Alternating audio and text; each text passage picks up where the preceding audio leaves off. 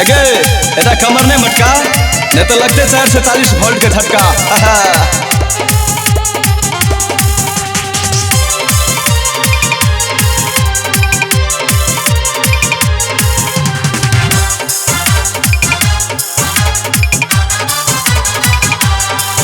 एना पतले कमर तूने लचका नहीं तो छोरा सबके लागे जते झटका, नहीं तो छोरा सबके लागे जते झटका। एना पतले कमर तूने लचका नहीं तो छोरा सबके लागे जते झटका। एगे डीजे पे कमर हिलाना स्टेज पे कमर हिला गे नहीं तो छोरा सबके उठ जतो सटका गे।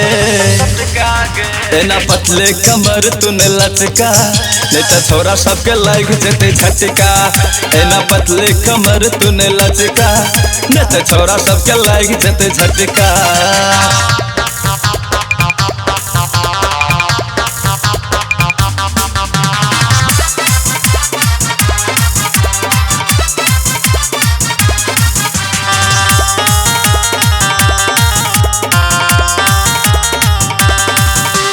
किया कहो दे अपन मोबाइल नंबर किया बनल तोर दीवाना गे।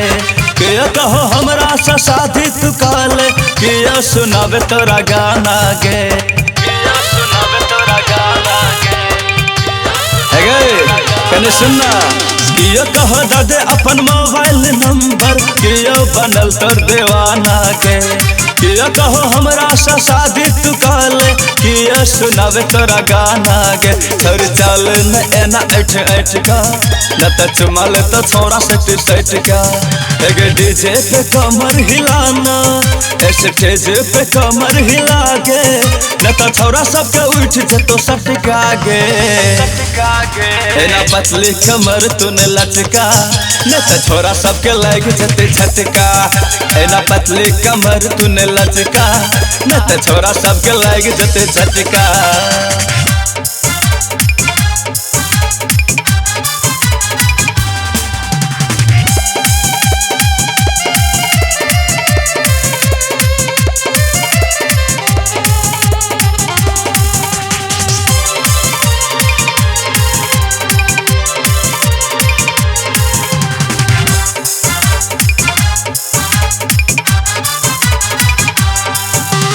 मंजन बाद छोरी कमर हिलाना डीजे में बाजे छो गाना गे। सिंगार सत्या कहे छ तोर खराब छ देखी जवाना गे।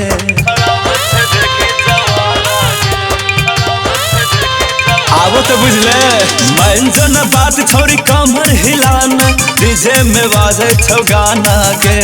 सिंगार सत्या कहे छ तोर खराब छ देखे जवाना गे। छोर जान मर हंस हंस के आए खाली न जब तू गे बैठ के। गे डीजे पे कमर हिलाना स्टेज पे कमर हिला गे नहीं तो छोरा सबके उठ जतो सटका गे। एना पतले कमर तूने लचका नहीं तो छोरा सबके लाग जतो झटका। एना पतले कमर तूने लचका नहीं तो छोरा सबके लाग जते झटका।